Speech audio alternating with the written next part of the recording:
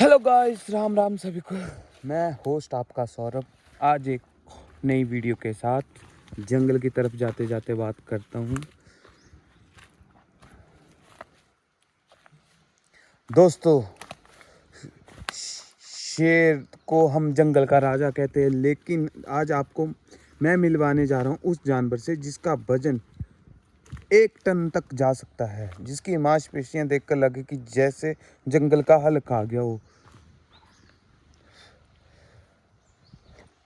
उसका वजन 600 से 1000 किलो तक और कंधे की ऊंचाई 6 फीट तक जा सकती है। हाँ, मैं आज अगर आपको अपनी 350 सीसी जैसे कि रॉयल एनफील्ड का वजन लगभग 200 से लेकर 220 तक होता है, लेकिन एक इंडियन गौर यानी कि इंडियन बाइसन 5 मोटरसाइकिल के बराबर वजन। अब सोचो, अगर ये दौड़ पड़े तो आपके सामने खड़ा हो तो इंसान क्या करेगा। इसकी शरीर की बनावट कैसी होती है? ये काला या गहरा भूरा रंग होता है इसका। पैरों में से सफ़ेद स्कॉटिंग जैसे पैटर्न होते हैं। मजबूत गर्दन और उभरा हुआ कंधा। उदाहरण के लिए गौर का कंधा इतना उभरा होता है जैसे लगता है कि जैसे जिम में 10 साल से डेडलिफ्ट कर रहा है।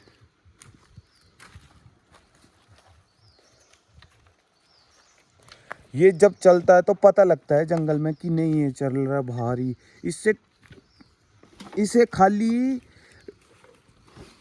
जंगल में इसका एक ही दुश्मन होता है, टाइगर। उस टाइगर ही मार पाता है इसको, और किसी के नहीं। और वो भी बच्चे को या मादा को मार सकता है।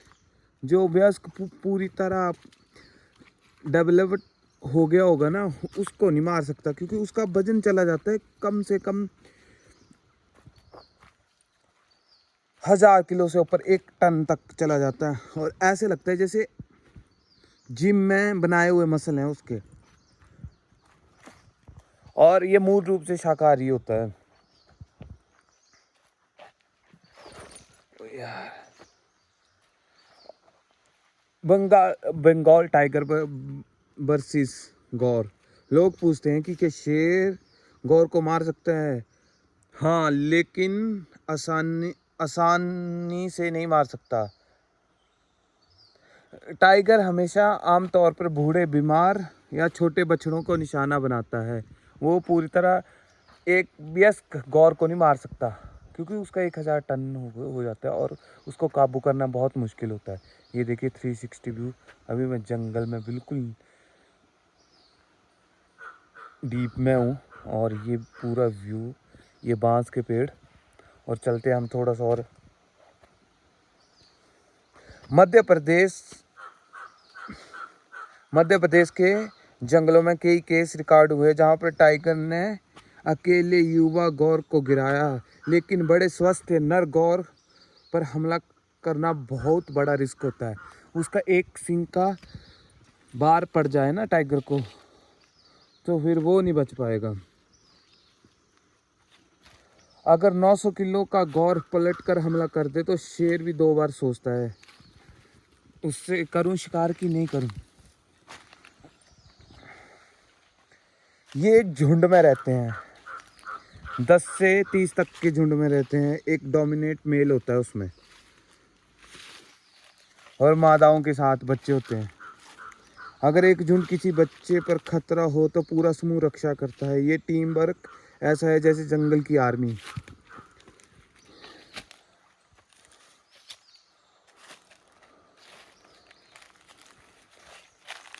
कई बार गौर जंगल से निकल कर खेतों में आ जाते हैं, क्योंकि खाना कम हो जाने और जंगल कटने के कारण वो खेतों की तरफ आ जाते हैं। कर्नाटक और महाराष्ट्र में कई इलाकों में किसानों की फसलें गौर के कारण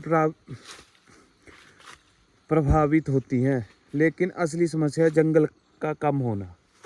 360 व्यू।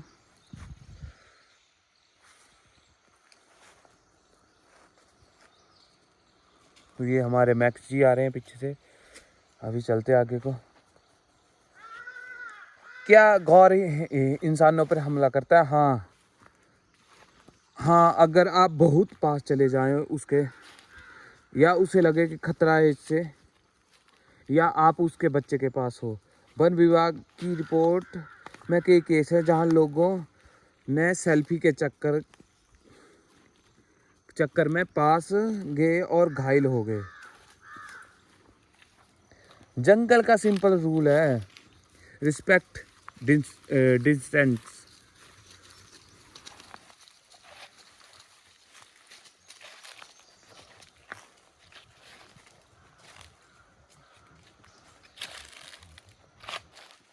पहले ये जंगलों में से गायब भी हो गए थे, कम से कम 400-500 बचे थे।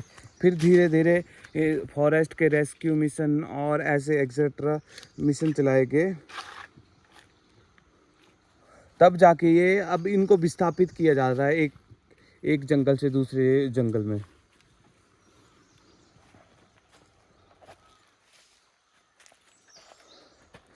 ये एशिया की सबसे बड़ी जंगली कैटल है, यानी कि इसको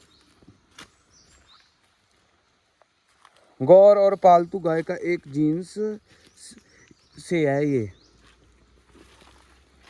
पर गौर घने जंगल में रहने के लिए अनुकूल है। विकसित किए गए भारी मांसपेशियां, उभरा हुआ कंधा और मोटी खाल।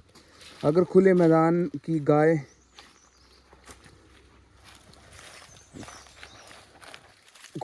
की मैराथन धावक है तो गौर पावर लिफ्टर है। ये कम दूरी से जबरदस्त ताकत है। ये कम दूरी तक दौड़ता है पर इसमें जबरदस्त ताकत है। इसकी शरीर की बनावट, वजन 600 से 1000 टन, 600 से 1000 किलो। नो मैक्स कम, नो इसको कुछ दिखाया, कम वापिस आ, कम वाप, नो सो रहा है। आगे को नाला है ना बहुत तगड़ा, तब नहीं इसको कट्टू को कम दिखता है। ये भी हमारी गौर 600 से, मैं कहा था 600 से 1000 प्लस इसका वेट जा सकता है। और इसका शोल्डर हम्प होता है जहाँ पर मजबूत मांसपेशियों का गुच्छा होता है। ये घने जंगल में झाड़ियों को धक्का देने, ढलानों पे चढ़ने और चार्ज के समय इम्पैक्ट बढ़ाने के लिए उसका शोल्डर का काम आता है। अब इसके सिर पे सींग भी होते हैं जिनकी लंबाई 60 से 100 सेंटीमीटर तक हो सकती है।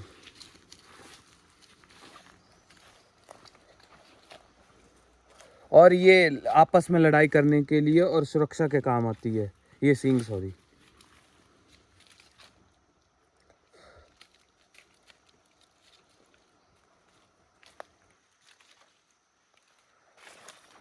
ये इनका आवाज़ पश्चिमी घाट, मध्य भारत और पूर्वोत्तर भारत में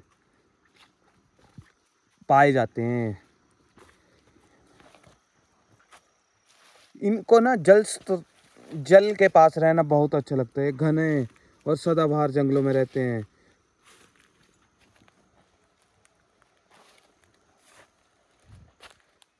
ये मानसून में ना ऊंचाई वाले क्षेत्रों में चले जाते हैं और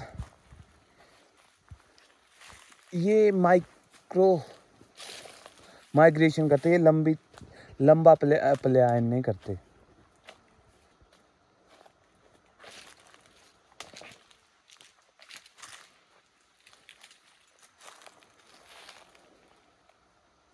इनके ऊपर मिथ है कि गौर सुस्त होते हैं, पर ये सुस्त नहीं होते। शॉर्ट रन अप में ये 40 से 50 किलोमीटर घंटा तक दौड़ सकते हैं। और एक और मिथ है कि ये सिर्फ घास खाता है, पत्तियां, झाड़ियां, फल भी खाता है। और एक ये और बोलते हैं कि ये हमेशा गुस्से में रहता है, पर ये उकसावे में और अपने बच्चों की रक्षा के लिए गुस्से में आता है। ऐसे ये बहुत नरम इसका है।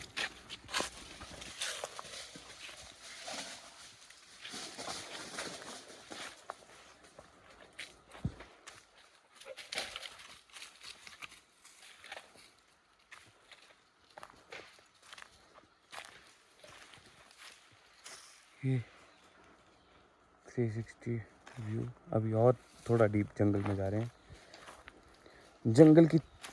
जंगल की ताकत शोर से नहीं, संतुलन से चलती है। इंडियन गौर हमें सिखाता है कि शांत रहो, झुंड के साथ निभाओ, और जब सीमा पार हो जाए तो पूरी ताकत साथ झुंड के साथ खड़े हो। राजा कौन है ये बहस रहेगी, पर जंगल का टैंक कौन है ये आज साफ हो गया। जंगल का असली डेड लिफ्टर, असली हलक, असली और कोई कुछ भी बोल दो, असली रोनी कॉलमैन इंडियन गौर है ये। इसकी मसल की कटिंग क्या लाजवाब आती है। जब ये चलता है तो धम भूकंप के साथ, जो पूरा तरह हजार से अप होता है गौर। इसका थोड़ा सा माथा उभरा हुआ, नाक बड़ी होती है और इसके सींग भी बड़े होते हैं, जिससे वो रक्षा करते हैं अपने आप को और अपनी झुंड की, और दूसरे मेल्स से फाइटिंग करने के लिए, मीटिंग के लिए। आज हमारा मैक्स बहुत मुश्किल लगा रहा है, और यहाँ पर जानवरों के पग मार्क्स हैं। और वीडियो ज़्यादा लंबी नहीं करते, क्योंकि यार मेरे फ़ोन में स्पेस नहीं होता। और आपको वीडियो थोड़ी भी पसंद आए तो लाइक कीजिए, सब्सक्राइब कीजिए, क्योंकि वीडियो तो मैं डालता रहूँगा रोज़, बट यार देखता नहीं है कोई। 3 व्यूज़ कभी अच्छे खासे आ जाते, कभी बिल्कुल डल हो जाता चैनल। अब ये आप बताओ कि क्या करूँ ऐसा जिससे मेरा चैनल ग्रो हो। और चलते हैं अभी, वीडियो को यहीं अंत करते हैं, क्योंकि बहुत लंबी वीडियो, फ़ोन भी इतनी मेमोरीज नहीं होती मेरे फ़ोन में, और आपको पता ही है। फिर चलो चलते हैं, आज की वीडियो यहीं अंत करते हैं। मैं आपका सौरभ होस्ट आपसे विदा लेता हूँ और चलते हैं।